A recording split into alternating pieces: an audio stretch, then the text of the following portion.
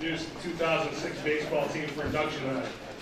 I know a lot of you think I've pretty much been here my entire life, but I actually wasn't here in 2006. I did finagle my way on the trip from Chad Yowell, so shout out Chad. But it makes sense because I'm literally the oldest alumni in the baseball program at Wheaton College. And so being on that first ever team in '97, myself and the 4 other guys that played on that team, we could tell you what it was like early on. We had no field. So we played all our games on the road. They were against JV and JUCO teams. The weather was awful that year, so all of our games pretty much got canceled. I think we only played like 15 or 16. Car rides to Foxborough High School for practice, which means we all piled in the cars, which means a few of us had to pile into Coach Pavelski's small Honda Civic that had 0 radio, and we just stared at each other and didn't talk. Wasn't awkward at all. Sorry, Coach. But those of us that made it all the way through, we got to see a special thing start. And through it all, we had a little bit of a roller coaster the 4 years, but ultimately we would make it to a NUMAC championship and make it to the NCAA tournament. So my point of that brief history lesson that has nothing to do with the 2016 is this. For the 5 of us pioneers that saw it, we got to continue to watch this program grow and grow and grow. And twice, a few years after we left, the team almost made it to the College World Series. And so, we get to 2006. And those of you that know Coach Pavelski and this program in general, he loves to load the schedule up as difficult as possible for the team. And so that was no different. And the guys, to their credit, went down to Florida. They went 6-3 and against some of the top teams in the country. But when they came home, they scuffled a little bit. Apparently, Barrett wasn't hitting the run button on the scoreboard enough for them. Lost 3 or 4 games and we're sitting at 7-6. And granted, one of those losses to a Division I team. They also lost to Babson, which isn't a good thing. But then they started winning.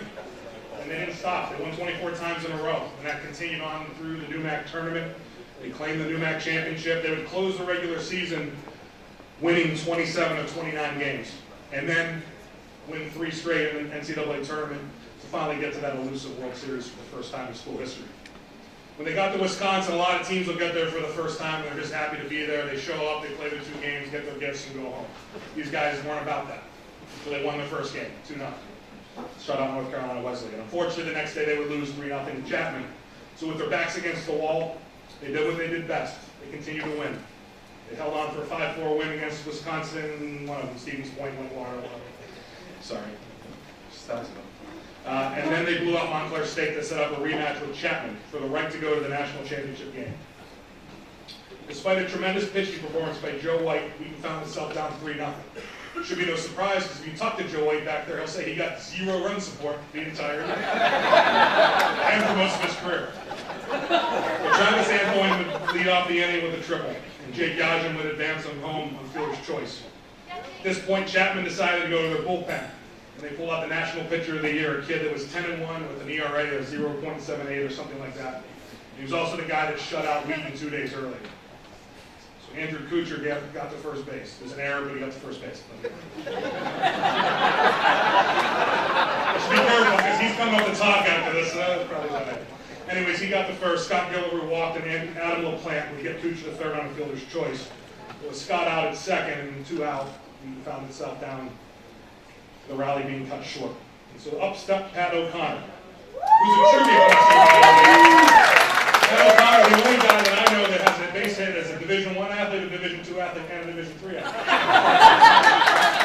He transferred to Bryant. Bryant went D1 after he said, yeah, it's fine. You might be the only one, right? If there's any question about the ball that Pat O'Connor hit down the left field line being fair, it was answered by pitching coach Ryan Parker, who somehow escaped the bullpen and was waving his arms all around. We don't know what he was doing, but it was evident. The ball was over the fence. Wheaton was up 4-3, and we'd taken the lead. 1-2-3 in the bottom of the top of the ninth for Jamie Baker, and Wheaton was on to the national championship game. We don't need to bring up what happened the next day, right? We know the score. We know the disappointment that was felt. And although I'm sure there's still some disappointment, I truly hope you all know what you guys accomplished. Because 9 years earlier, and I was there, you guys built up something and became the first team, and women ever, to play for a national championship. You guys put the work in to be one of the 2 best teams in the country that year. And you know, you see every year in this program, or any program, that the players change. But there's been one consistent through it all. And it's the guy that values hard work, dedication, and the team. And he instilled it from day one on some cruddy field at Foxborough High School, and he does it today to the guys that are on the team, and that's Eric Podbelski.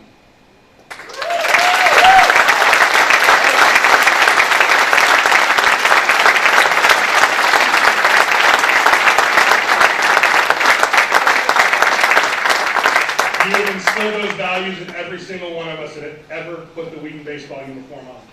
You've made us better people. Thank you. So, as the legitimately oldest alumni there is in Wheaton College baseball, it is a tremendous honor to be the one to introduce to you the team that's going in, the Wheaton College Athletics Yowell Hall of Fame, the 2006 Wheaton College baseball team. I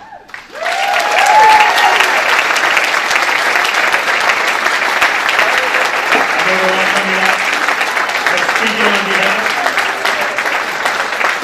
Speaking on behalf of the team tonight, and the senior coach out on that team, thank you, coach, of all the guys.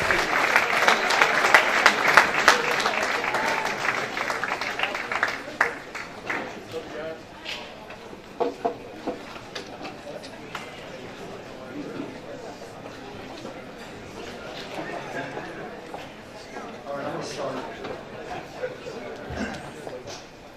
2006 baseball team would like to thank the Yowell Hall of Fame Selection Committee for inducting us here tonight. Congratulations to the other inductees, all of whom are incredibly deserving of the honor.